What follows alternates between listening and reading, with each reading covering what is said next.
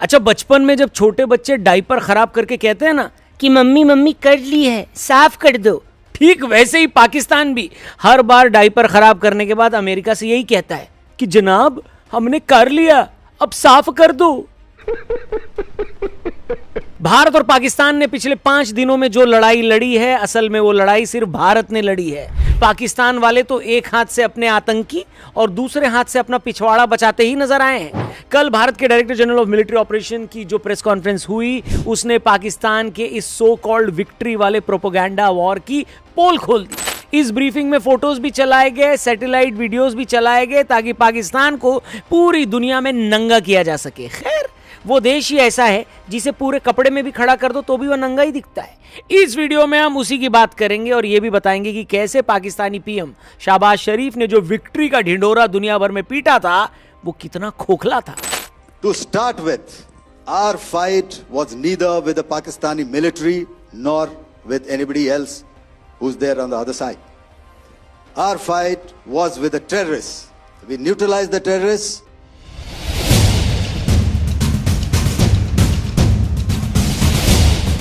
That we achieved total surprise, and those strikes across those 9 terror hubs left more than 100 terrorists killed. सबसे पहले बात करते हैं इस प्रेस कॉन्फ्रेंस की शुरुआत कैसे हुई। तो भोलेनाथ को याद करके शुरुआत की गई, शिव तांडव स्तोत्रम बजाया गया। इसके बाद यह बताया गया कि 7 मई 2025 को शुरू किया गया ऑपरेशन सिंदूर का सिर्फ एक पर्पस था, एक ही मकसद था कि इसमें पीओके में मौजूद आतंकी ठिकानों को उड़ाया जाना। इस पूरे ऑपरेशन को काफी मेजर्ड, प्रिसाइज और नॉन एस्केलेटरी रखा गया, जहां किसी भी सिविलियन और पाकिस्तानी आर्मी बेस को निशाना नहीं बनाया गया। इस ऑपरेशन में 9 आतंकी ठिकानों पर 24 सटीक हमले किए गए, जिसमें भावलपुर, मुर्दिके, तेहराकला, सियालकोट, भीमबर, कोटली और मुजफ्फराबाद शामिल थे। इस दौरान भारत ने 100 से ज्यादा आतंकी मार गिराए, जिसमें यूसुफ अजहर, अब्दुल मलिक रऊफ और मुदासिर अहमद जैसे बड़े टेररिस्ट शामिल थे।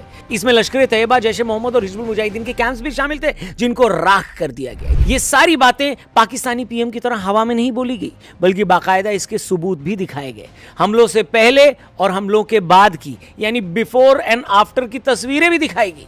ये इतना सटीक ऑपरेशन था कि हमने जितने टारगेट लॉक किए थे, सारे के सारे हिट किए गए। अपने मरते आतंकी देखकर पाकिस्तान ने जम्मू, पठानकोट और उधमपुर जैसे सैन्य स्टेशनों पर ड्रोन और मिसाइल से हमले किए। 9 मई को एलओसी और अंतर्राष्ट्रीय सीमा पर 50 से अधिक ड्रोन भेजे गए, जिन्हें भारतीय सेना ने नाकाम कर दिया।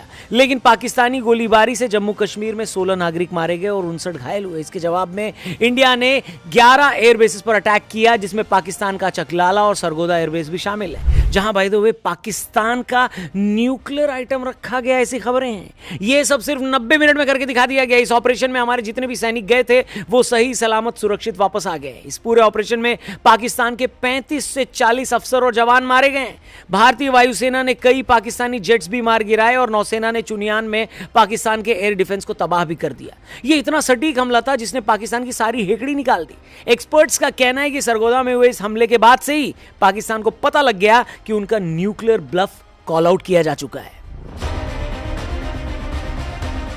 10 मई को जब पाकिस्तान के शहरों में ब्रह्मोस मिसाइल्स गिरी थी, उस टाइम दोपहर 3:35 पर पाकिस्तानी डीजीएमओ ने भारतीय डीजीएमओ को फोन करके कान पकड़ के अपनी गीली पतलून का हवाला देते हुए नाक रगड़ी और रिक्वेस्ट किया कि भाई साहब सीज फायर कर लेते हैं। इंडिया ने शाम 5 बजे से जमीन, हवा और समुद्र में सैन्य गतिविधियां रोकने पर सहमति जताई। लेकिन इसमें समझने वाली बात यह है कि इंडियन फोर्सेस अपनी पोजीशन से पीछे नहीं हटी हैं दोस्तों, वो वहीं पर हैं। भारत में इसे अभी तक सीज फायर नहीं बोला गया है, बल्कि सिर्फ अंडरस्टैंडिंग बोला गया है। आज दोनों देशों के डीजीएमओ की मीटिंग है, जहां भारत अपनी शर्तों को रखेगा। यानी ये बात पक्की हो चुकी है कि भारत ने अपनी शर्तों पर ये अंडरस्टैंडिंग करने की बात रखी है। तो शहबाज शरीफ से इतना ही कहना चाहूंगा कि चचा, ये कौन सी विक्ट्री थी बेन स्टोक्स? इस अंडरस्टैंडिंग के बाद भी पाकिस्तान ने कई जगहों पर इस सो कॉल्ड सीज फायर का उल्लंघन किया, क्योंकि भैया सांप है, जहर तो उगलेगा ही। इसके जवाब में प्रेस कॉन्फ्रेंस में कहा गया कि अगर पाकिस्तान किसी तरह की कोई हिमाकत करता है तो उसे उसका जो जवाब मिलेगा वो काफी कॉस्टली होगा। This time, if Pakistan dare take any action, and Pakistan knows it, what we are going to do.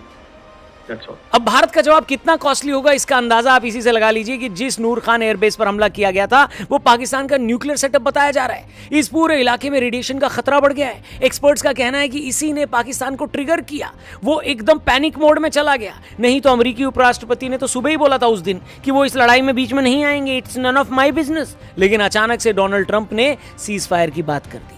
उनके पीएम शहबाज शरीफ अमेरिका के पास भागने लगे और अमेरिका ने उनकी जलती पतलून बचाने में मदद करी। इस पूरे कॉन्फ्रेंस में अमेरिका और डोनाल्ड ट्रंप का नाम नहीं लिया गया। वो इंसान जिसके तलवे चाटकर शहबाज शरीफ की जीभ छिल गई, उस आदमी का नाम तक नहीं लिया गया। क्यों? Donald Trump. गजब बेइज्जती है। यानी इस पूरी अंडरस्टैंडिंग में अमेरिका का कोई रोल नहीं है। यह भारत और पाकिस्तान के डीजीएमओ के बीच की बात है, ये एकदम क्लियर कर दिया गया। अब इस ब्रीफिंग के बाद पाकिस्तानी पीएम शहबाज शरीफ के विक्ट्री वाले स्पीच पर हम यही कहना चाहेंगे कि आपको विन नहीं लन मिला है।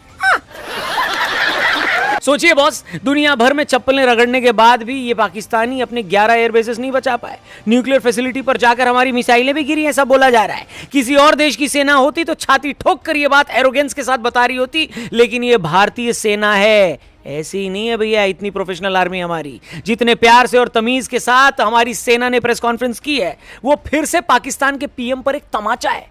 अब वहां के प्रधानमंत्री और आर्मी चीफ मुनीर साहब, मौलाना साहब, उनसे यही कहना चाहेंगे कि 11 एयरबेसेस उड़वा लेना क्या विक्ट्री है? अपने न्यूक्लियर फैसिलिटी पर मिसाइल गिरवा लेना क्या विक्ट्री है? 35 से 40 सैनिकों और अफसरों को अपने मरवा देना क्या विक्ट्री है?